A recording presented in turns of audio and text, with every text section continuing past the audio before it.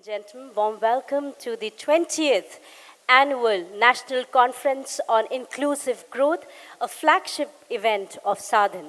This prestigious platform brings together key stakeholders to deliberate on and advance the agenda of financial inclusion. The theme of this year's conference is Building Resilient Microfinance, Promoting Inclusive and Responsible Finance. In 2025, ladies and gentlemen, Sa-Dhan completes 10 years as self-regulatory organization for microfinance institution recognized by Reserve Bank of India. This milestone is reflected in this 2 days conference-focused session on principles of self-regulation aimed at fostering a more sustainable and responsible microfinance lending environment in the country. Right at the onset, we would wish to extend our heartfelt gratitude to all our supporters, all our sponsors for their continuous support for this endeavor. With that very brief background, once again I welcome each one of you present in the hall to this 2 days national conference, and we begin with the inaugural session. Ladies and gentlemen, may I request you all to kindly join me as I invite our honorable dignitaries of inaugural session onto the stage. Please put your hands together and join me as I invite Honorable Secretary, DFS, Ministry of Finance, Government of India, Mr. Nagaraju Maddirala, IAS. Warm welcome to you, sir. Namaskaram, sir. May I also request Padma Shri, Mr. Aloysius Prakash Fernandez, to kindly join us onto the stage. Namaskaram, sir. Warm welcome to you. I also invite on stage Chairman NABARD, Mr. Shaji KV. Good morning, sir. Warm welcome to you. May I now extend a heartfelt invitation to Mr. Sudatta Mandal, DMD SIDBI. Warm welcome to you, sir. I request MD and CEO ESAF, Chair Sa-Dhan, Dr. K. Paul Thomas, to kindly join us onto the stage, and also invite ED and CEO Sa-Dhan, Mr. Jiji Mammen, to join us onto the stage. Ladies and gentlemen, can we have a very bright and energetic beginning by putting our hands together, bringing some energy to this wonderful morning and a great beginning to this national conference. Once again, at the cost of being repetitive, may I request you to kindly keep your electronic gadgets on silent mode, please. In our Indian tradition, it is customary to begin any auspicious occasion with lighting the ceremonial lamp. May I request our honorable dignitaries present on the dais to kindly light the ceremonial lamp and mark the beginning of Sa-Dhan's National Conference 2025. May I request you all to kindly join us in this celebratory moment. Please put your hands together once again as I request the dignitaries to kindly light the ceremonial lamp and mark the beginning of the conference.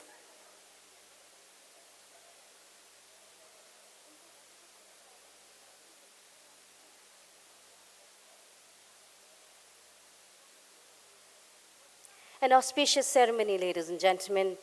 Each wick that will be lit today is a prayer to the Almighty. Each wick that is going to be lit today is a mark of brotherhood and solidarity. It's a prayer to the Almighty for not just the success of this conference, but also well-being of each one of us who have come together in this moment of celebration.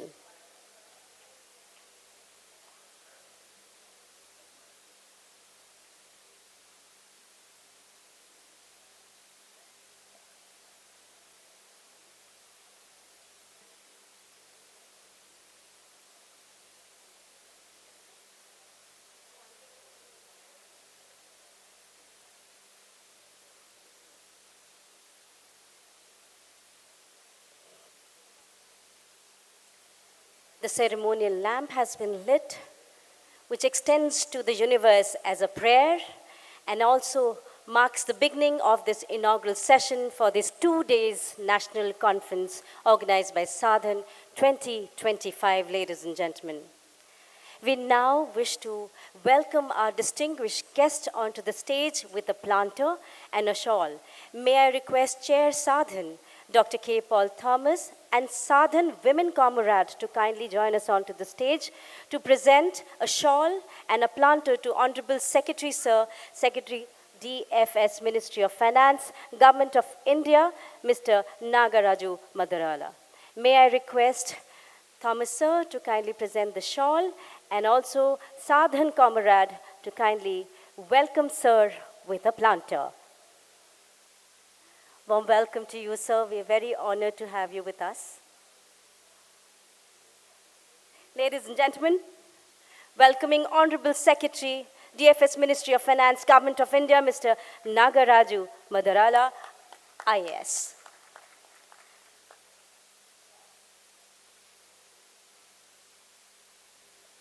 Once again, we request Dr. K. Paul Thomas, sir, to now welcome Padma Shri, Mr. Aloysius Prakash Fernandez. Warm welcome to you, sir.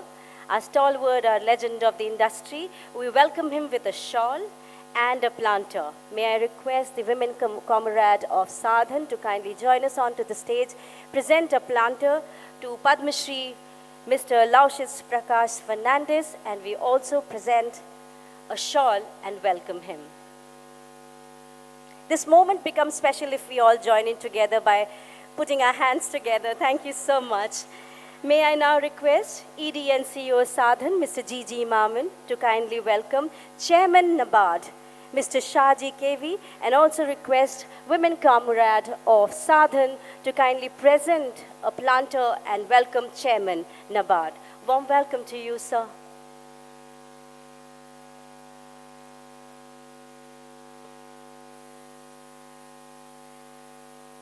Present a shawl and a planter and welcome Chairman NABARD. Thank you so much, sir. May I request Jiji Mammen, sir, once again to now welcome DMD SIDBI, Mr. Sudatta Mandal, and welcome him to this 2 days conference, essentially to this inaugural session. And our women comrade from Sa-Dhan joins us to present a planter and welcome Mr. Sudatta Mandal, DMD SIDBI, and we also present a shawl and welcome him. Thank you so much, sir. Ladies and gentlemen, we call this session to order. And may I now request Dr. K. Paul Thomas, who is the Chair Sa-Dhan, for the welcome address. May I request you, sir, to kindly deliver the welcome address.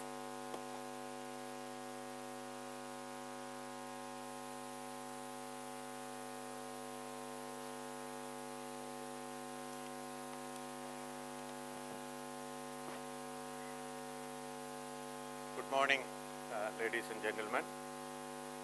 Before we begin, I would like to acknowledge the tragic incident that occurred recently in our capital city. Our thoughts and deepest condolences are with the victims, their families, and all those affected. Such events reminds us of the fragility of life, but also of the courage, unity, and resilience of our people.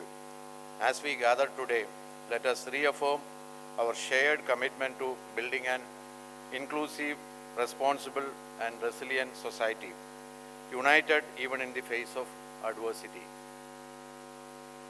It is my great pleasure to welcome you all to the 20th Sa-Dhan National Conference 2025. This annual gathering brings together leaders and practitioners who share one mission: to make finance a force for equity, empowerment, and sustainable development.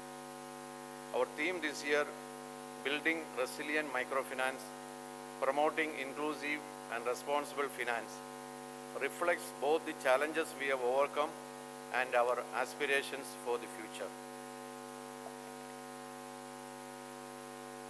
At the outset, it is my honor to welcome Shri Nagaraju Maddirala, IAS, Secretary, Department of Financial Services, Ministry of Finance, Government of India. Sir, we are deeply honored by your gracious presence. Your leadership and vision continue to guide the financial inclusion agenda of our nation. Your participation today reaffirms the government's strong and enduring support for the microfinance sector. Welcome, sir. A very warm welcome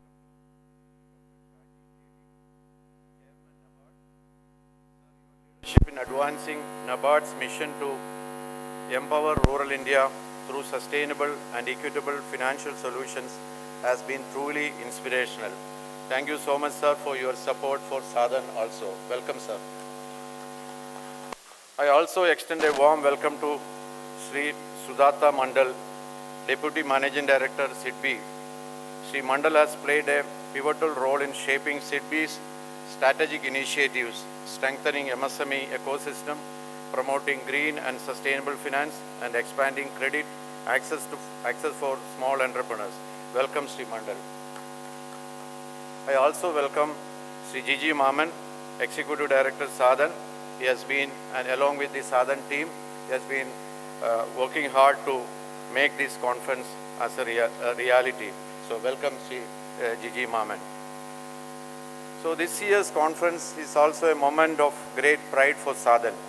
We are honored to recognize Padma Shri Aloysius Prakash Fernandez, a true pioneer of the microfinance movement in India.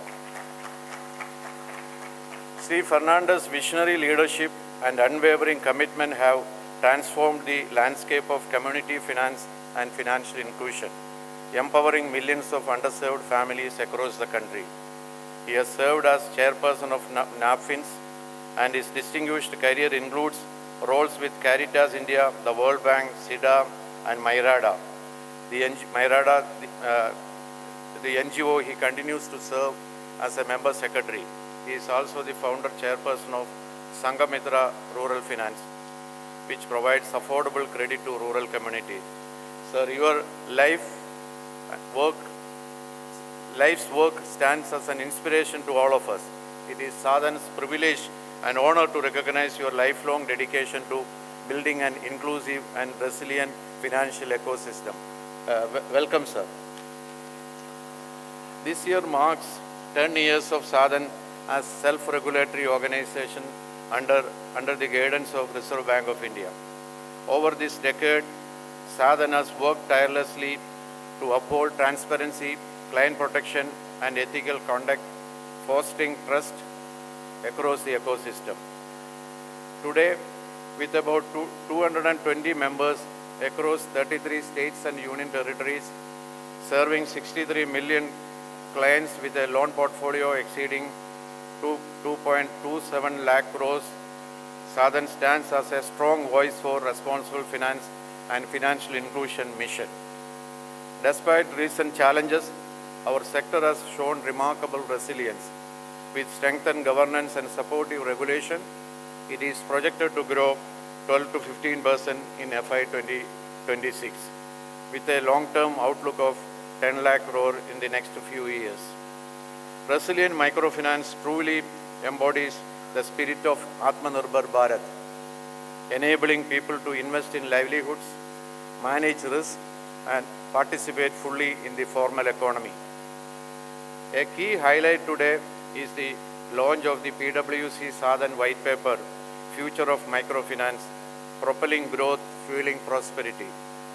It envisions the sector's evolution towards multi-product, customer-first institutions aligned with quality growth and ESG principles, while also highlighting the transformative power of AI and digital finance in enabling inclusive and responsible lending. I congratulate the teams at PwC and Sa-Dhan for their excellent work. In the next 2 days, we will explore stories and sessions that go beyond credit, focusing on customer-centric lending, household resilience, women entrepreneurship, and regulatory innovations. I thank all our distinguished guests, partners, and delegates for joining us.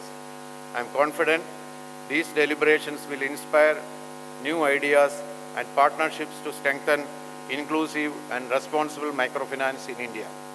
Together, let us build a sector rooted in resilience, dignity, and opportunity for all. Jai Hind.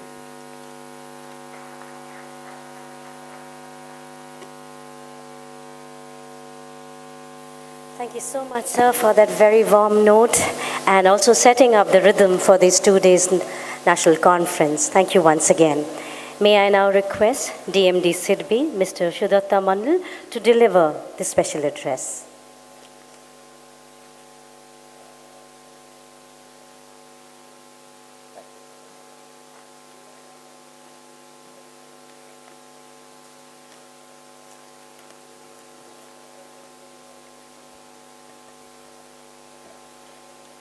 Respected Secretary Sahab, Shri Nagaraju, Shri Shaji CMD NABARD, other dignitaries on and off the dais, distinguished guests, ladies and gentlemen, wish you all a very good morning. At the outset, I would like to thank Sa-Dhan for inviting me to this event. The theme of this year's conference, Building Resilient Microfinance, Promoting Inclusive and Responsible Finance, is very topical and critical. And I would like to underscore the two R words, resilient and responsible. The microfinance sector has indeed come a long way in the past 25 years and has played a pivotal role in driving financial inclusion in India. It has also experienced multiple existential challenges over this period and has emerged stronger and more resilient after every crisis, whether the Andhra Pradesh 2010 crisis, demonetization in 2016, or COVID in 2021. In the post-COVID era, the challenges being faced by the sector is not driven by any specific event, but by the precipitation of an issue that had become endemic to it, multiple lending and borrower over-leveraging. It is heartening to know that the SROs like Sa-Dhan have put in guardrails and have been working closely with the MFIs to address the challenge of over-leverage. The consolidation in the microfinance gross loan portfolio over the last 1 year to 3.45 lakh crore as on September 2025, down from 4.14 lakh crore in September 2024, is partly a testament to these efforts. The shrinkage in the portfolio should be seen as a course correction in the development of microfinance in India. In a country of over 1.4 billion people, the long-term opportunity in microfinance continues to be very large. In many districts of the country, the penetration of microfinance is still at a nascent stage, and therefore, the sector has a lot more distance to cover in the road of inclusive finance. One key word that sets the tone for this conference, as I said at the beginning, is responsible finance. The lenders in microfinance do have a responsibility to ensure that credit delivered is sustainable and repayable by the borrowers. And this responsibility is not just from the point of view of minimal credit loss for the lender, but also from social perspective and continuing relevance of microfinance. The leaders in the sector need to look at this space from a long-term developmental perspective and not just from the lens of near-term credit growth and profit targets. From the latest sectoral data that is available from the credit bureaus, the following are some of the takeaways. The gross loan portfolio has seen a decline by around 20% over the last 1 year, highlighting the continuing consolidation in the industry. The number of active loans declined to 12.4 crore from 15.3 crore during this period. The portfolio of NBFC MFIs, for example, shrunk to 1.34 trillion rupees in September 2025 from 1.62 trillion rupees in September 24.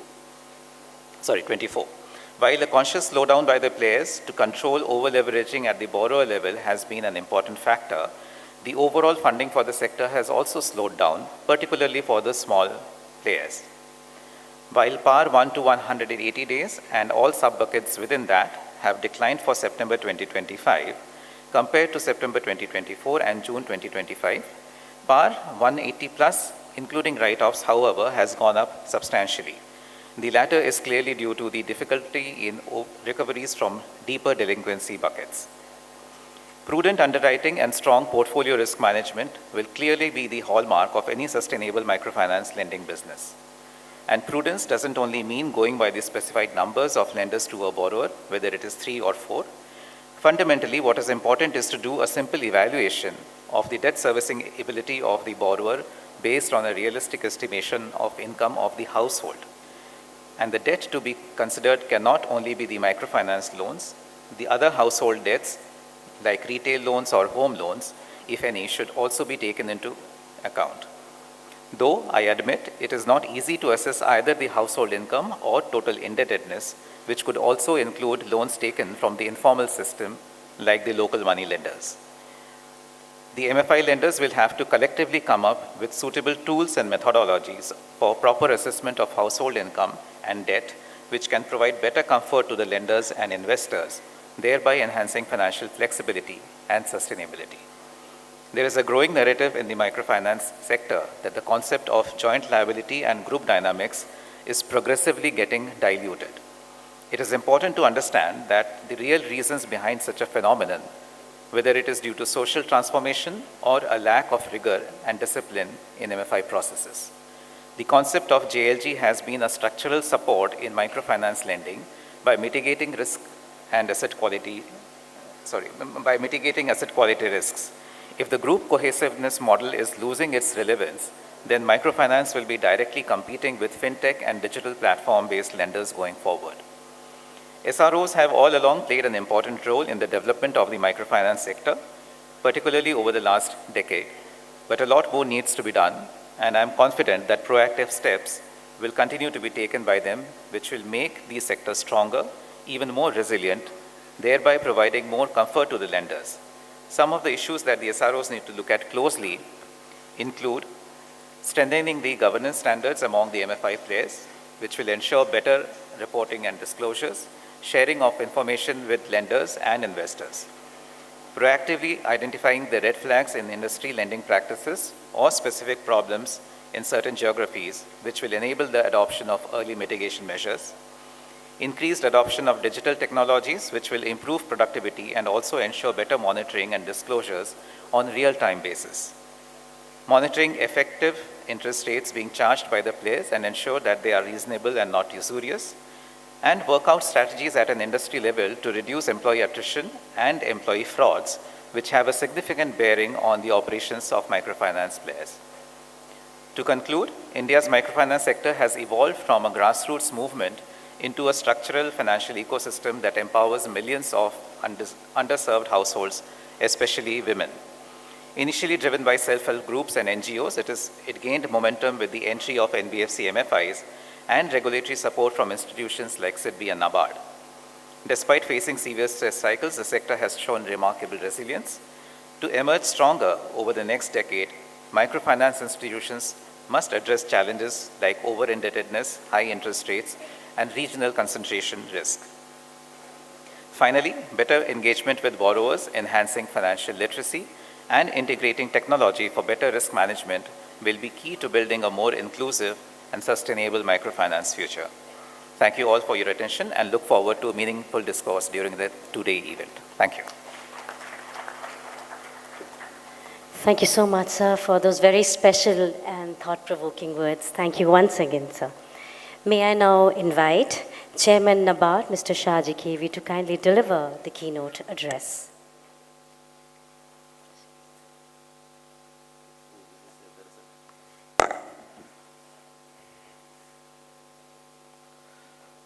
Good morning to all of you. I respected Secretary DFS Nagaraju ji, Padma Shri Aloysius, who is the doyen of microfinance in the country, other dignitaries on and off the dais. Warm greetings to all delegates, panelists, and partners in the microfinance movement.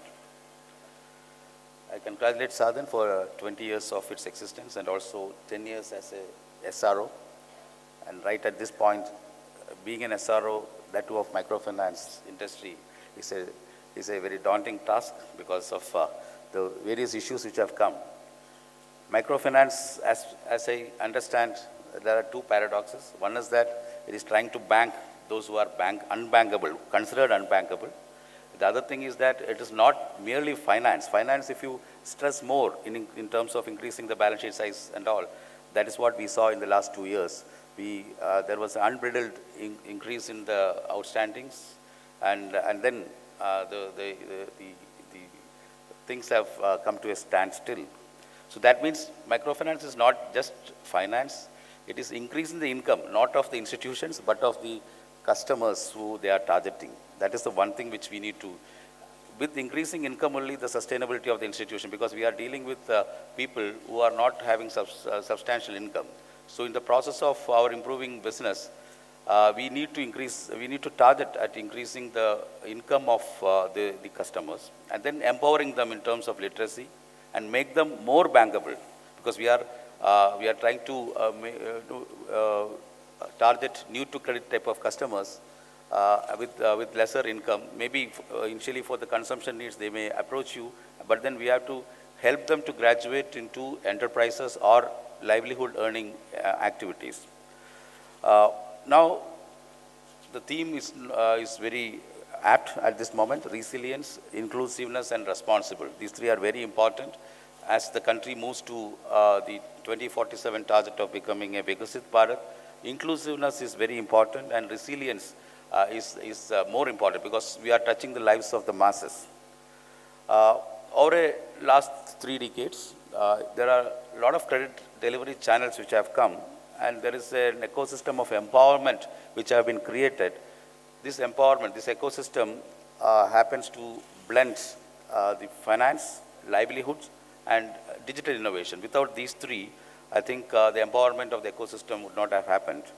Now, this microfinance is touching almost 12 crore low-income households, which is a substantial number. And more importantly, women are being involved in the economic activities through SHGs, microfinance institutions, cooperatives as well. All these were aided ably by the government initiatives in digital public infrastructure. You all know Aadhaar and UPI made the transactions more easier and hassle-free. Then the Jan-Dhan account, which is the ubiquitous account for every individual, that made people aware of banking. Then the BC network, which is being piloted, or rather it is being spearheaded by the Department of Financial Services. Otherwise, we should not have thought about a network which is a low-cost one, which reaches the households or at the doorsteps of the households. Yet, the sustainability factor we need not re-emphasize because we have come the hard way understanding in the last 1 year. There need to be responsibility, and also the impact need to be measured more, or rather one of the important aim of microfinance should be to create an impact, not just returns. And RBI has also come out with a lot of favoring regulatory frameworks, creating a level playing field and the transparency, and also borrower protection more importantly, because RBI is more concerned about protecting the weakest. That is where the depositor protection and the borrower protection comes in. But all these activities which we have undertaken, there are still a lot of issues where the regional credit concentration is there. If you see the size of the microfinance outstanding, almost 5 states, top 5 states account for almost 50% of the outstanding. And then the over-indebtedness of the household, I need not re-emphasize. Then the exposure to economic and climate shocks. Because I feel that one of the reasons, of course, the most important reason is that we were a little exuberant in vending microfinance credit, but then it was compounded. The issue was compounded by a lot of climate-related activities, which we may not perceive as the primary cause, but that was the underlying cause. Mostly in the rural sector, if you see, the climate shocks or climate risk is one thing which has to materialize, but I feel that in the rural sector, at least in the agriculture sector, the risks have materialized. But then there is a need for realizing that it has materialized, and there is not the forbearances which we need to have, but then we need to actually do a firefighting. Understandably, last year, the number of accounts have come down. I was told that around 1 crore of unique customers, it has come down. So either they would have shifted to higher end activities, which would have been a good thing to happen. I hope at least 50% of that has happened. That means the microfinance sector has done its job. But then the stress which was there, it is unwinding now, which is a good thing. But then we need to now be cautious. We should not be very exuberant now, thinking that no regulator is also favoring, and also the government also is wanting more inclusiveness to come. But government wants inclusiveness but the impact is very important. The impact and the blended return is not the financial return alone what government wants. It is the impact plus the financial return. And that only will sustain any industry, any entity working in microfinance. In that count, Sa-Dhan has done a job. Sankalp initiatives, I understand, has brought in renewed credit discipline through maintaining household exposure caps. And there are encouraging trends in terms of digital transformation, where the reduction in the cost of accessing, or rather cost of the people to access microfinance. Then the microinsurance linkages are also there. Recently, PFRD also has come out with a lot of such initiatives which need to be there. Social security measures are an inherent part of microfinance. And then climate smart lending also. We need to realize that the stress is largely due to climate related things. So we need to climate proof whatever activities which we have. Coming to NABARD, NABARD started, we can take genuine pride in the fact that NABARD started the SHG Bank Linkage Program way back in 1992 with just 500 SHGs. Right now, it is spanning around 12 million SHGs, 17 crore households, and around 71,000 crore of savings have been generated. In fact, in the Jan Dhan account, much more savings are there. But for SHGs, around 71,000 crore has been there. One concern is that the credit linkage of the mature SHGs, still there are gaps of around 35%. So the SHG movement has created a foundation, a grassroots foundation where women-led inclusion. Women-led inclusion means more inclusivity in growth will be there, because almost 50% of the population which is outside of economic activity and not contributing to GDP need to be brought in through various activities, and understandably women-led enterprises is the way forward. Maybe at micro level for the time being, it need to go to the macro level as well as a medium enterprise. And we are now digitizing the ecosystem. We are working with entities like Sa-Dhan to help digitizing, and also we are working with NRLM. NRLM holds almost 1.25 crores of SHGs, and then the individual transactions between the SHG members within the SHGs are not being tracked, which would have been a gold mine for any credit underwriting, for building credit history. But when we somehow missed that for the last 10-15 years, so now we have to take that, whether we can take the legacy data also into the system by digitizing, and then the government's initiative of Gramin Credit Score, which we are also facilitating through TU Civil, TransUnion Civil. The Gramin Credit Score will be a welcome step. Last budget there was an announcement for that, but challenge is that how to build the right models for the Gramin Credit Score. We are doing some pilots with Civil on that, and we are also working with the ultra poor women, mostly widows, through the graduated rural income program. And then we are also working with smaller MFIs. Recently, we have signed an MOU with Sa-Dhan on the MFI accelerator program, which I think we will be exchanging MOU today. This will be an innovation-led approach, and also we thought that at this moment of distress, we need to help at least smaller MFIs who are at the grassroots level, at the cutting edge level, dealing really with the poor people. So now I feel that the theme is the resilience. One of the themes is resilience. So there need to be three types of resilience. One is the financial resilience, institutional resilience, and technological resilience. In the financial resilience, of course, the cost of fund is one thing which is very important to manage. Blended finance vehicles need to be there. Some ESG investors need to be brought in, and social impact bonds. Our experience on social impact bond, we issued a social impact bond almost a year back. We thought that some sort of a premium will be given by the investors, but unfortunately around 3 bips only we got whatever premium was expecting, 3 bips from the market rate of return, which was not sufficient enough for meeting the cost for documentation and the compliance requirements. But then there need to be more depth in the bond market for such type of bonds as well, which will help more inclusive finance to happen. And we need to provide low-cost, long-term capital. That is also very important for MFIs to work on. Of course, their cost of operations will be higher. It should not be compounded by the higher cost of funds. They don't have access to household finance, household savings. In that way, their cost of funds primarily will be higher. So we need to find out some mechanisms, a blended mechanism, where the financial resilience can be brought in. And added to that, some credit enhancements through credit guarantees or some insurances need to be brought in. We need to think innovatively for financial resilience. And as far as the second resilience, the institutional resilience is concerned, the responsible lending codes, which have been generated by Sa-Dhan and also being advocated by both government and also RBI. There need to be proper borrower protection mechanisms as well, because these are very poor people we are dealing with who don't know how to handle finances. So we need to not only give them money, but also give them education how to handle that money. So access to money very easily, that will create a problem that they may splurge on certain unwanted expenses as well.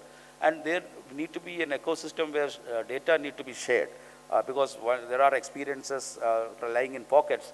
Collectively, we should gain from those experiences. For that, shared data ecosystem need to be there. And third, the institutional resilience, the third part I feel is that capacity building of all the, both the entities and also the staff, the BCs, the federations, and also the customers. So digital literacy is a very important thing where we are also working. The Financial Inclusion Fund set up by Government of India with NABARD is being used for such activities, and we are working with many of the banks in financial literacy activities. As far as technological resilience is concerned, I need not re-emphasize that. We are all aware of digital public infrastructure, but microfinance network also should get very closely integrated with this this digital public infrastructure. The AgriStack, which is coming in, which is a very good thing. Jansamat portal of government, which primarily is for public sector banks, but then any entity which is wanting to vend credit through that, the underwriting mechanisms which have been built in can be used. Then UPI, I think everybody is using that. So we are also doing some AI-driven models. We have set up a data warehouse within NABARD. Now we are experimenting with certain AML models so that the credit history of the poor people, we have a wealth of information in terms of SHG database, how we can make use of that and share with the ecosystem for reducing the cost of underwriting. That is what we are aiming at. For deepening inclusion, we need to be more responsible. For that, we need to empower borrowers. That need not be, we should not actually burden them. It requires, we need to focus on how productively the credit can be used. We need to build that social capital where with financial literacy and the economic leadership of women. That is very important in microfinance. So emerging areas which I feel there need to be a climate resilient microfinance where we need to focus on renewable energy areas as well, micro irrigation, precision agriculture. These things will improve in the short term the income of the people. With the lesser area, if the productivity can be increased through such interventions, I think both purpose will be served. Your purpose of improving your route of business and the purpose of improving the income of the people also can be made possible. Then there need to be development of micro enterprises. For that, in fact, the NRLM also right now focusing on not only on individual SHG lending, but on enterprise lending from the SHG members. I think MFIs also should try to do that. So far, you are largely catering to the consumption thing, though data provides that almost 80% of the finance is going for enterprise development, but still, I doubt that data because income have not increased. So if the outstanding of under microfinance is increasing by 10 crores, the 10% or around 20% of that, that is 2 crores need to be there for interest servicing as well. So that means the income should be more than actually around 50% or something like that. That much higher growth requirements are there. It is on a lower base, so that percentage calculations are possible. That realizing that percentage growth is also possible.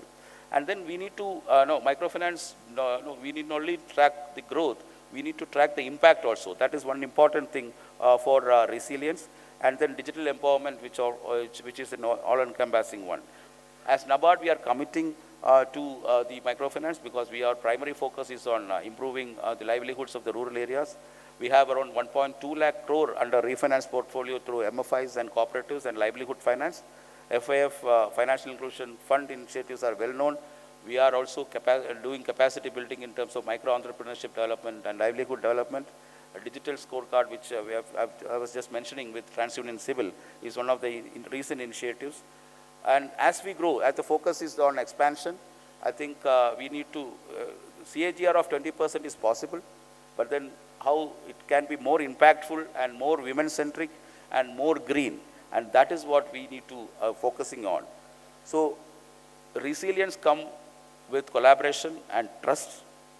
There should be collaboration, I'll term like a tri-sector collaboration between regulator and government. That is government and regulator at one level, institution, DFIs like NABARD and commercial banks in terms of financing and capacity building, and at the third level, self-regulatory organizations and also MFIs, which are necessary for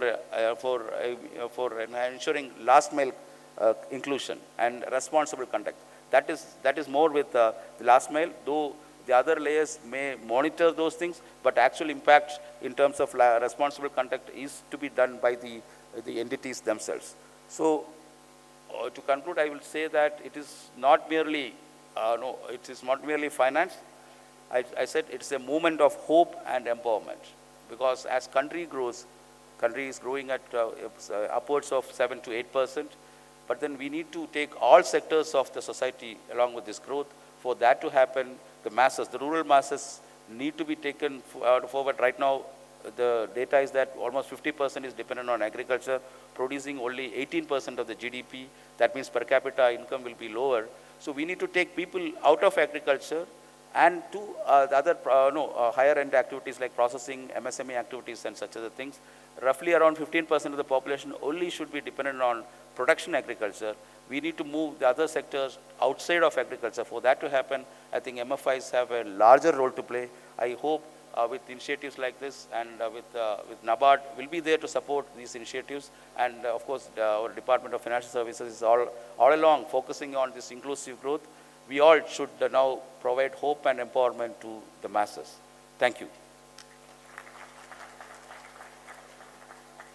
Thank you so much, sir, for those very thoughtful and very illuminating words from you. Thank you once again, sir. Ladies and gentlemen, a very promising and a very momentous moment has arrived. And yes, we are talking about the exchange of MOU for Micro Accelerator Program between NABARD and Sa-Dhan. Please join me and join us in this moment of big grace. May I invite GM DMFI NABARD, Mr. Shukanto Sahu, and Ms. Sunita VP Sa-Dhan to kindly join us onto the stage for this MOU exchange. And also may I request Chairman NABARD, Mr. Shaji KV, and EDN CEO Sa-Dhan, Mr. Jiji Mammen, to kindly join us with the proceedings of this MOU exchange. And I also request everyone present in the hall to kindly join us in this momentous moment by putting our hands together. May I also request Secretary Sir to kindly bless us. We are now being joined by all the dignitaries on the stage. This is a moment of celebration. This is a moment which is very promising, ladies and gentlemen. The exchange of MOU for Micro Accelerator Program between NABARD and Sa-Dhan is it's taken place. Thank you so much, ladies and gentlemen. And now, a very special moment for which all we have been waiting for. Ladies and gentlemen, it's an honor as I now invite Mr. Nagaraju Maddirala, who is IS Secretary, DFS Ministry of Finance, Government of India. May I request you, sir, to kindly deliver the inaugural address. May I request you all to kindly put your hands together as I invite Honorable Secretary, sir.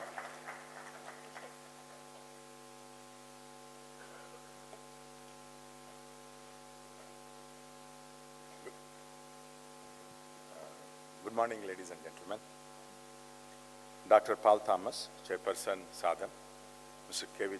Shaji, Chairman NABARD, Mr. Aloysius Fernandez, and Sudatta Mandal, DMD NABARD, Ms. Jiji, Mammen, CEO Sa-Dhan, CEOs of MFIs, media, and all other participants. Good morning to all of you. I'm actually delighted to participate second year in this for the 20th Sa-Dhan National Conference on Inclusive Growth. You know,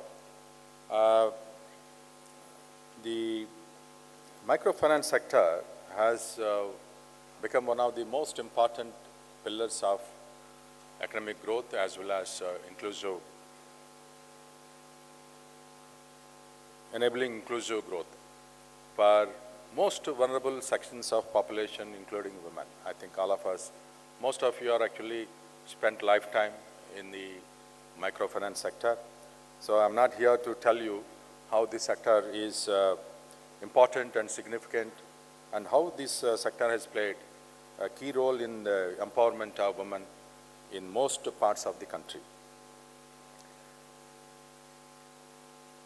I think some of you may be knowing, I think NABARD chairman may not be knowing. I was very closely involved with NABARD SSG bank linkage program at the grassroots level when I started my career. In fact, from my SDM days to when I moved to the tribal welfare, one of my key programs I launched, I think, and ensured, I stayed for a very long time as Director Tribal Welfare, 4 years, that's longest in my state. We formed large number of women SSG groups, linking SSG groups with banks. And I used to, as someone who is invested so much time, energy, and also believe, I used to be always after national banks to provide loans, ensure every month I used to hold meetings with them, request them, plead them, and whenever there is a senior officer, ask them, please ensure that SSG, my women SSG groups are financed properly. And along with that, I remember now, in fact, I almost worked for 7-8 years continuously in different capacities, but mostly with the NABARD-linked SSG groups movement. Now, that has, now I'm very glad now to know that under this SSG linkage, today we have linked almost 1.43 lakh crore SSGs and 3.04 lakh crore is outstanding as of March 31st, 25, and directly benefiting about 17 crore households. Now, I'm also very glad the second model, MFI model, is also extremely doing well. Moreover, actually, they are matching with the NABARD. I was told that the total credit outstanding under MFI model is about 3.75 lakh crore as of March 25. Together, almost 6.8 lakh crore is outstanding under the microfinance sector in the country. Now, as I keep telling the banks and other financial institutions, each sector is very important for reaching the goals of Viksit Bharat 2047. Now, I always believed, in fact, I always believed that women are the one who are actually going to play a very key role. I think all of you who have seen in Andhra Pradesh and Tamil Nadu in the 90s and thereafter in 2000 in West Bengal, the way women have been mobilized both for social capital and political empowerment, as well as empowerment within the household. In fact, many of them transitioned to micro enterprises, leaders, and business entrepreneurs, all kinds of people actually you find from the SSG groups. That is the seed that was laid in 90s, which has grown today, such a big movement as well as a big sector. Now, in fact, MFI, you are actually all very close to the grassroots, and you should be able to. There are two objectives I actually feel. One is, of course, I think many of you are aware, we still have about 300 to 350 million people, adults, who need to be brought into financial inclusion.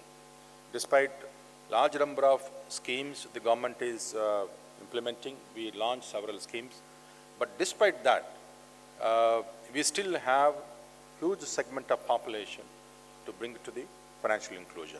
That's one area MFIs have to focus. How do you what are the innovative steps, measures you require to bring them to the financial inclusion agenda of the government or society? That's one, I think, The second one is consolidation. I think Mr. Jiji Mammen is mentioning, sir, we have a little bit of stress. In fact, then I asked for some data. I was told, in fact, the loan accounts have actually reduced during the last 1 year. Now today, from 4.4 lakh crore outstanding as on March 24, we actually declined to 3.4 lakh crore. It's almost 1 lakh decline during the last 18 months. I think that is a cause for concern and also is stress in the MFI sector. Secondly, the number of loan accounts also reduced by nearly 450 lakhs. That's a huge number. From 1,600 lakhs in March 2024 to 1,145 lakh accounts in September 30th, 2025. That's a huge number. Both the outstanding amount declined as well as the accounts. It actually calls for introspection. The reason why I'm brought up this decline is that what are we doing wrong actually? Is there something we can improve that MFI sector is, are our models are right now, are they good for the large number of segment of population? I think there's some introspection is required. I hope the large number of sessions you have planned, plenary sessions with very good names in this sector, you should be able to come up with diagnosis as well as possible solutions to the stress and the concern in the sector is undergoing today. One thing I would like to encourage is, in fact, last year also I mentioned about the interest rates. I think we need to take a look at the interest rates, MFI sector. I have come across very uncomfortable rates of interest rates. Some MFIs lend. That is actually because of inefficiencies in the MFI organizations. Please ensure you have achieved the productivity, you have achieved cost efficiencies, so that actually translates to lower interest rates to the groups. We can't be, yes, high return interest, people who desperately require money, they may come and borrow, but they may not actually return. That's how actually the NPAs build up. And now the banks, the government, we are all actually very supportive. I think all of you know, the last 30 years, the government of India and all the state governments have been very supportive of MSF sector because of multiple benefits of society. And we would like to continue that support. There's no doubt at all. And because we require the very strong growth of MFI sector in the country to promote, as I mentioned, financial inclusion and also the women empowerment. Both are interlinked, both cannot be separated. So we will be very happy to support whatever measures are required. Now, the other thing which I would like to draw attention to many of the participants, you know, in 90s and early 2000, there used to be a lot of passion in the MFI sector, especially the SHG group linkages, the lot of passion, commitment. I have seen large number of people who have given up great careers to work in the rural areas, tribal areas, just to convince women to join a group, because we don't know, you are all new, and you need to sit with them at least, the community, villages, and convince them the benefit of savings and the benefit of coming together as a community, all those things. But I actually miss that kind of passion nowadays. I think large number, I don't know, because we have become mature. There are people like Aloysius who have been working last 40, 50 years, has become now 86-year-old. Younger generation with commitment, I think, is also required in this sector. We need to attract that doing good to the society is always good for you, and it's a good development. So I would like to mention that, and then I want to congratulate Sa-Dhan for being a very good SRO and supporting entire sector and bringing the issues of the sector to the attention of the government timely and ensuring that the issues are addressed. I hope that you would continue to do that, and I wish you all the best. And I also thank for all the participants for giving me a very patient hearing, and Sa-Dhan for inviting me. Thank you so much. Thank you so much, sir, for those very inspiring and very guiding words. It shall always remain with us. Thank you once again, sir. Ladies and gentlemen, a moment of great pride, honor, and recognition is here. Felicitation of Padma Shri Mr. Aloysius Prakash Fernandez in recognition of his outstanding contribution to women empowerment and financial inclusion. May I request Honorable Secretary Sir and Honorable members of the dais to kindly join us in this beautiful ceremony. Felicitation of Padma Shri Mr. Aloysius Prakash Fernandez. Ladies and gentlemen, a huge moment for us, a moment of great recognition and pride. Padma Shri Aloysius Prakash Fernandez, popularly and affectionately known as Al and father of SIDBI movement in the country. He left his academic and professional life and moved to social cause, contributing for empowering rural women, extending financial literacy and creating better livelihoods early in his life. He was awarded with the nation's honor of Padma Shri in 2000 and Caritas Millennium Award in 2000. Presently, he is a member secretary of Maddirala, a premier NGO based in Mysuru, and founder chairperson of Sangamitra Rural Financial Services, not-for-profit company, the first of its kind in India, registered in 1995. He started his career with the World Bank and also worked with Canadian International Development Agency. Thereafter, he relinquished his prime position in World Bank to empower the rural women and facilitate, impart financial literacy to rural women in his homeland, India. He was executive director of Maddirala, Mysore Resettlement and Development Agency, a premier NGO for 29 years. He was a member of Dr. C. Rangarajan's Committee on Financial Inclusion and played a major role in formation of Sa-Dhan as a founder member. He is the founder and chairperson emeritus of ACME, Association of Karnataka Microfinance Institution, and served as a director of Corporation Bank for 3 years. He was also the first chairperson of NABARD Financial Services Limited, a subsidiary of NABARD doing microfinance. He was part of board of MAS, an association of ex-Devadasis, and worked extensively with the community. His major accomplishment is that he pioneered SIDBI movement in 1985 and associated with NABARD and RBI for launching the successful SIDBI bank linkage movement in the country. A recipient of Lifetime Achievement Award from erstwhile Corporation Bank and Access Development Services and HSBC jointly, the role of Mr. Al Fernandez on financial inclusion is evidenced in the documentary produced by NABARD in 2023 called Seeds of Change and published in digital media by History Channel and is also available on YouTube.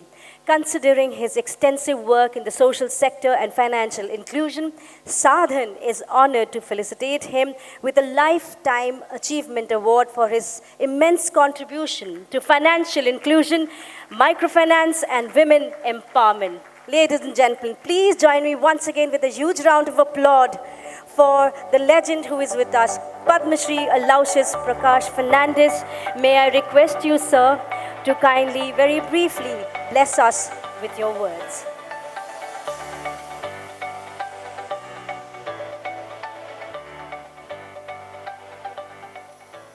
Yes. This might be my last talk in public here, so I thought I'd take 5 minutes. Respected members on the dais and distinguished guests, thank you, Sa-Dhan. After all, the name Sa-Dhan came from my team, Sangamitra, so you're now replaying a legacy to me. We suggested the name Sa-Dhan way back when we started. But I have some requests. I've been a beggar for 50 years, and I will continue to be one. So give me 2 minutes. You talk about the SIDBI bank linkage program. which was the great initiative of RBI and NABARD. But that the self-help groups emerged in my radar, that I'm speaking as the director of my radar for 28 years, and I'll shift to my NBFC Sangamitra, which I started in 1995. When I asked the RBI to permission, they asked me, what the hell are you doing? Are you starting a blade company? Because in 1995, they didn't know what the hell it was. So as both. SAG started, emerged in my radar in 94-95. You can see the NABARD documentary which says that, so, Seeds of Change. And NABARD very kindly gave a grant to my radar to match the savings of the SAGs. SAGs started with savings and to train them. In 1987, before many of you were born, and that was NABARD's vision. And then based on the findings, the SAG Bank Linkage Program was launched in 1992. And this is thanks to 3 or 4 people who I've never seen recorded in any of your reports. And I'm very, because the reports take from Google. Google extracts from reports of Grameen Bank Bangladesh, and the good old SAG movement, which is the first Atmanirbhar, has been totally lost. SAGs, and who are these people? They made 3 policies, and I want you to record this, which have not been done anywhere else in the world, neither in Bangladesh. First was to give a loan to an unregistered SAG, provided they function like an association of persons, keep records and accounts. Thanks to Dr. Nagaraju from RBI.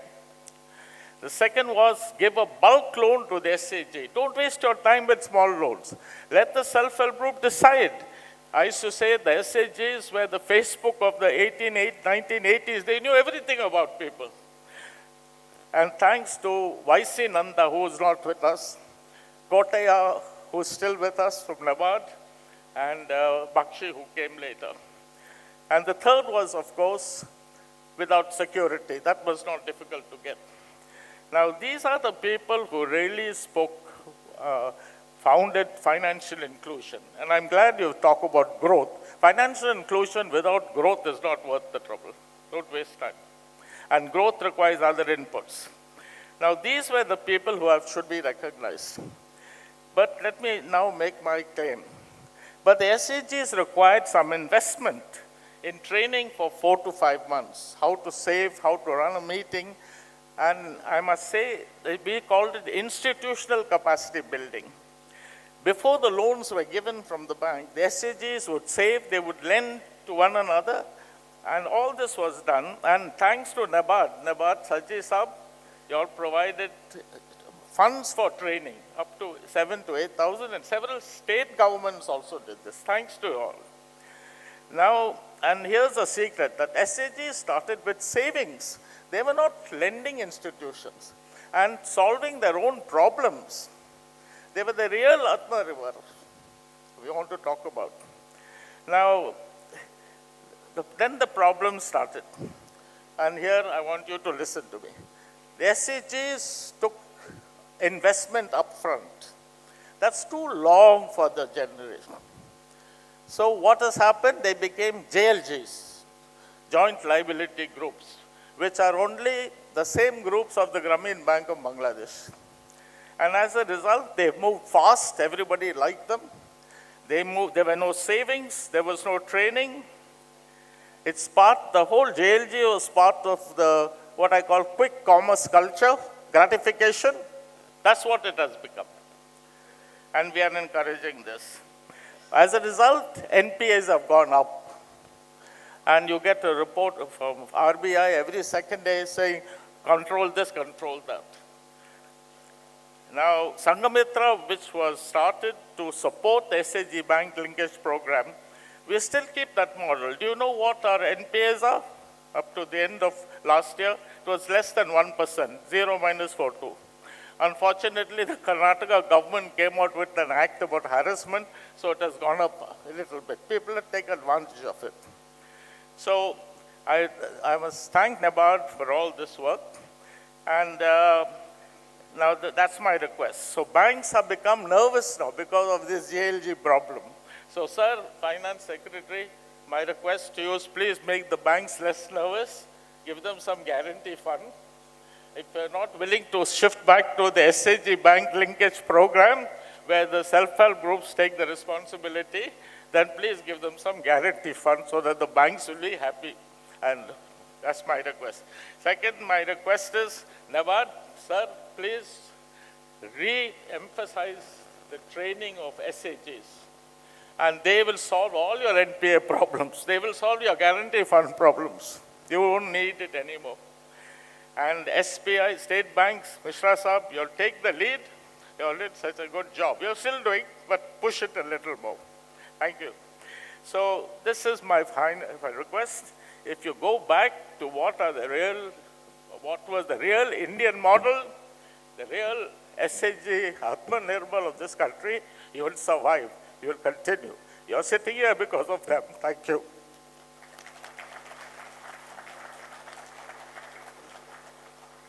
Thank you so much, sir, for such encouraging words. Thank you so much for blessing us with your very kind words, and most importantly, your gracious presence, sir. August Assembly, we have now arrived to yet another very special moment. Given me 50 years of recognition.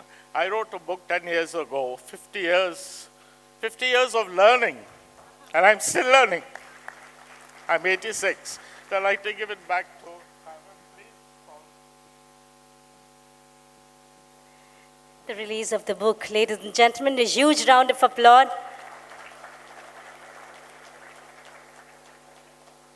Thank you once again, sir. What a blessing for each one of us. Like I just mentioned, we have reached to yet another very special moment, and we are talking about the release of the papers. We first have release of CSR initiatives of micro-lender stories beyond credit.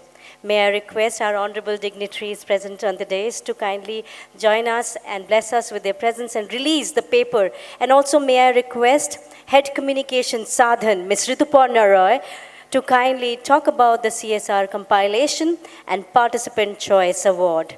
Ladies and gentlemen, do join us in this huge celebration of the release of CSR initiative of micro-lender stories beyond credit.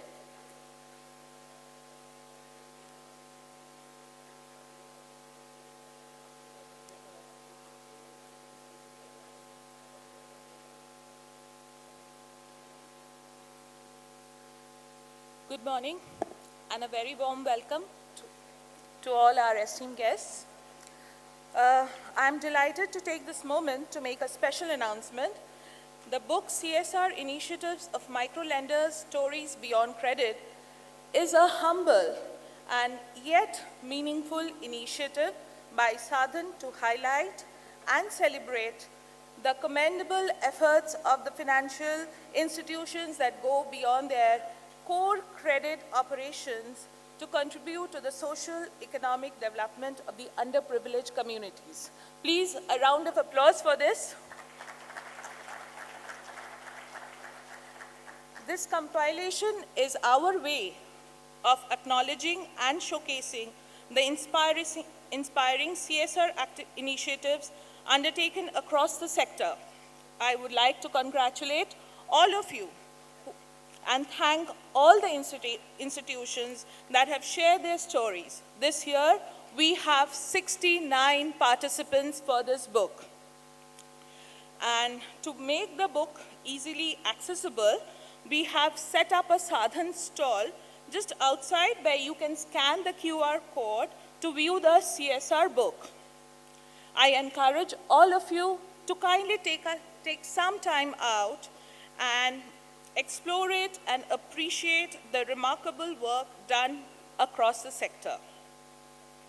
We are also giving a small voting slip which is inside the bag. So please visit the Sa-Dhan stall and cast your vote. Our team members will be present there to assist you. And this is a special award which will be given to the organization for the best CSR initiative. It will be presented during the validatory session tomorrow, and your voting will start from now till tomorrow 1 o'clock. So voting will remain open till 1 o'clock. So don't miss this chance, and please cast your vote. There will be one counter at the registration center. There will be one scanner code, and here at the Sa-Dhan stall there will be one. So please scan the book, scan the QR code, go through the book and cast your vote. Your vote is important for the winner. Thank you so much. Thank you so much, Ms. Ritupurna Roy. Thank you for letting us know about the CSR compilation and the Participant Choice Award.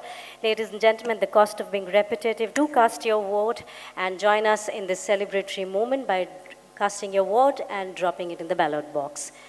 We now move to our yet another release, and I request our dignitaries to now release the white paper on future of microfinance, propelling growth, fueling prosperity, and also may I request Mr. Asim Parashar, partner PwC, to kindly join us onto the stage. He will also be giving us a brief presentation on the white paper, and we would request you to kindly join us for this release.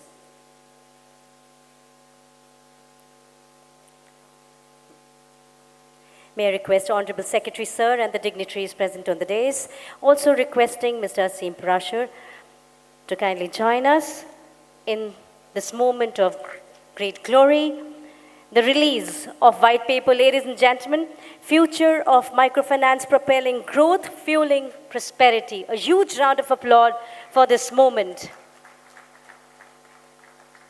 I request our friends from media to kindly capture this moment in the lenses, and of course this stays in our memories.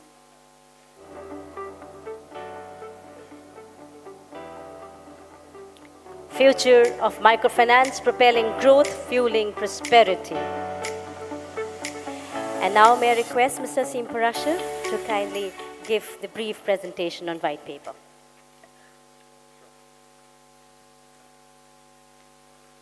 Thank you.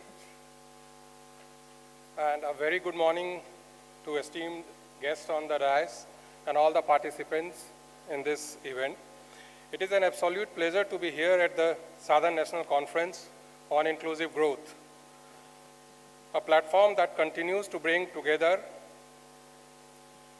some of the most passionate and purpose-driven minds working to strengthen financial inclusion in India. And we just saw before this when the book was released. At PwC, we are proud to have partnered with Sa-Dhan on this white paper titled Future of Microfinance, Propelling Growth and Fueling Prosperity. This work is the result of months of collaboration, of listening to leaders, conducting surveys, analyzing data, and bringing together multiple perspectives from across the ecosystem to capture not just where the sector stands today, but also the direction in which it is heading. Microfinance has always been more than a financial instrument. It has been a tool for empowerment of building livelihoods, enhancing resilience, and driving inclusion. And through this paper, we have tried to spotlight how the sector is evolving to sustain that impact in a changing environment. What the paper covers, this white paper takes a holistic view of India's microfinance sector, a sector that continues to be one of the most critical building blocks for inclusive growth, how it is adapting to new regulations, policies, embracing digital transformation, including AI, and finding innovative models to serve diverse borrower segments. We have tried to move beyond numbers to understand the real shifts taking place across institutions, whether in governance frameworks, funding diversification, or customer engagement, through a blend of surveys, findings, leadership interviews, and policy analysis.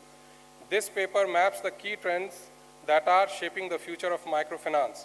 But more importantly, it aims to start a collective future between policymakers, regulators, financial institutions, and development practitioners on how we can strengthen this sector's role as a bridge between opportunity and access.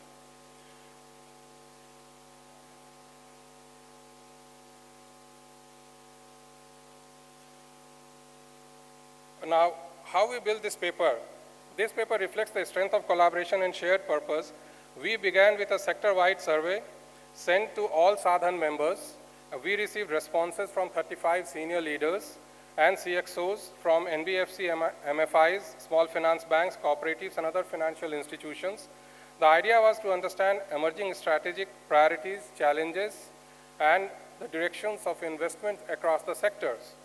To complement this, we held in-depth conversations with industry leaders to explore how institutions are balancing business transformation with financial inclusion objectives.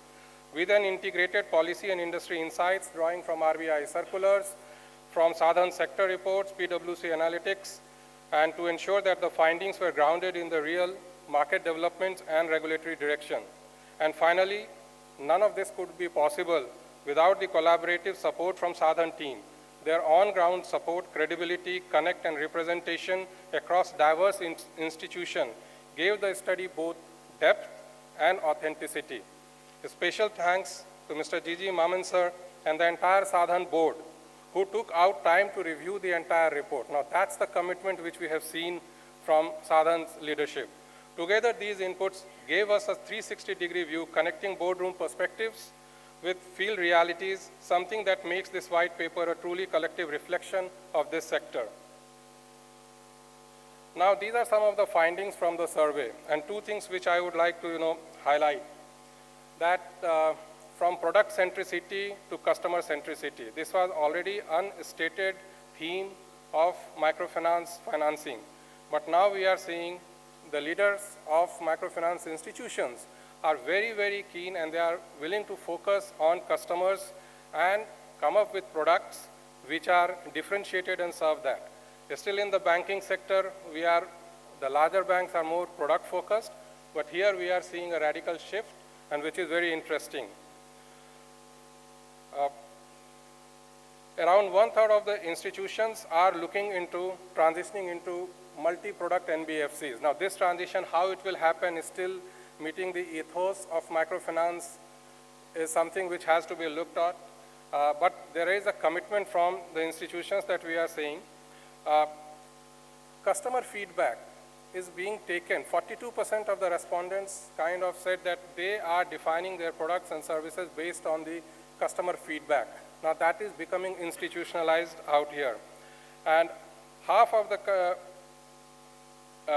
the institutions now design their strategies around customer needs, with 60% citing market research as one of the most valuable business insights. So now it is shifting to more data-driven. Earlier we used to high-level data or the high-level numbers, but now they are trying to do micro-segmentation level data and insights arising out of it. It is a sector that has learned from the past few years, adapted quickly, and is now building for sustainable growth. In essence, this survey reflects a confident industry, one that's not only scaling, but doing so with purpose, precision, and empathy. Now, the road ahead, building a resilient microfinance future, scaling sustainability, ensuring the growth is balanced with portfolio quality and customer well-being, and we are seeing that in the numbers that was stated in some of the earlier discussions. Second, harnessing digital ecosystems, strengthening operational efficiencies, enable better credit decisions, and simplify customer journeys.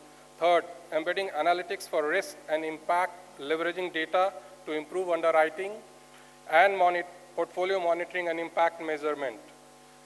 Fourth, investing in people and governance, building leadership depth, staff capabilities, and institutional governance that can sustain growth over the long term. Fifth, collaboration of sector resilience through partnerships, shared innovation platforms, and collective learning across institutions. And finally, recalibrating customer maturity, equipping borrowers with financial awareness and confidence, so that inclusion is not just about access, but also about empowerment. Now, these are the things which has come not by us, it is from the institutions and coming from the field. Together, these priorities point towards a sector that is becoming more future-ready, more integrated, data-driven, and people-centered. On behalf of PwC team, I would like to thank Sa-Dhan for their continued partnership and leadership, and thank all of you, the sector's change makers, for your contribution to making microfinance a cornerstone of inclusive prosperity. Thank you.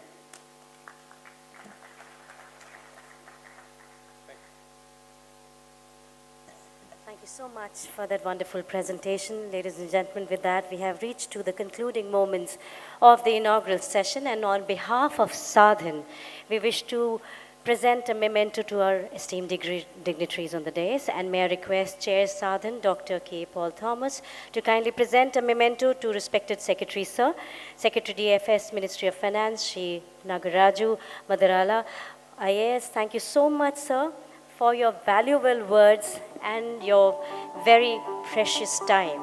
Thank you so much for gracing this occasion with your kind presence. Once again, requesting Dr. K. Paul Thomas to now present a memento to Padma Shri, Mr. Aloysius Prakash Fernandez. Thank you so much, sir. Ladies and gentlemen, a huge round of applause.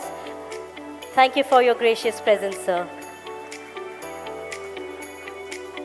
May I now request ED and CEO Sa-Dhan, Mr. Jiji Mammen, to kindly present a memento to Chairman NABARD, Mr. Shaji KV. Thank you so much, sir, for your kind words. Once again, requesting Jiji sir to now present a memento to DMD SIDBI, Mr. Sudatta Mandal. Thank you so much for your kind presence and your kind words. And now,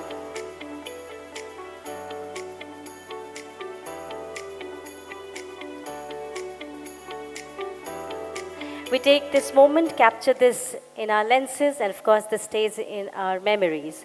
May I now request honorable dignitaries to kindly give us a photo opportunity, a moment to capture this in our cameras. Thank you so much. Ladies and gentlemen, a concluding moment has arrived, and with that, may I request Mr. Jiji Mammen, who is the ED and CEO of Sa-Dhan, to kindly propose briefly the vote of thanks.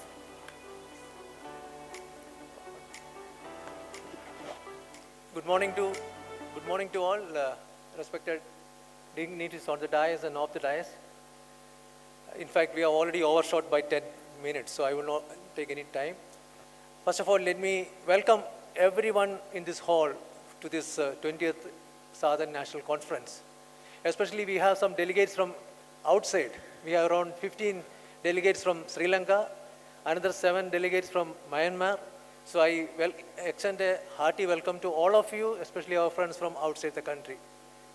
Let me thank each one of you for being here, especially our Secretary Saab, who has been very kind enough to accept our invitation and come here on time and spend time with us, and also giving us a very inspiring speech.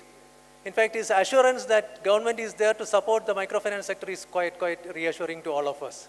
Thank you so much, sir, for being here. I thank Dr. K.V. Shaji, Chairman NABARD, who has been always a support to NABARD, always a support to Sa-Dhan, as well as the microfinance sector. In fact, today we have launched a new program, that is Microfinance Accelerator Program, which has been launched from today. This is going to help the smaller microfinance institution to grow bigger and better, so that they can also scale up their activities. So I thank NABARD and Shaji sir especially for being a support to Sa-Dhan, especially, and they are also a conference partner for this conference. So thank you so much, sir. I thank Sudatta Mandal Saab, DMD SIDBI, for being here, and SIDBI has been always a support to the microfinance sector. When you hear microfinance, SIDBI is a synonym to that. So here they had been always a support, they will continue to their support, and they are also a conference partner for us. And thank you, sir, for coming here and giving your valuable suggestions. Aloysius Fernandez is a doyen. He is a person you need no words, because he has been the microfinance sector in the country. So thank you so much, sir, for being a supporter to the microfinance sector and promoting a microfinance program, especially the SG Bank linkage program, and being here and accepting the honor of felicitation today. I thank Dr. Paul Thomas, the MD ESAF and the chair of Sa-Dhan, as well as all the board of governance of Sa-Dhan who are present here for their support, guidance, and also encouragement to all of us in Sa-Dhan team. I extend a thanks to everyone who are present here, who have come from various parts of the country to take part in this 20th National Conference. I thank each one of you and hope that the next 2 days would be a really fruitful and a learning experience to all of you. Thank you so much. With this, I stop here. Kindly break and come back by 11:30 itself because we need to start this next session at 11:30. Thank you so much.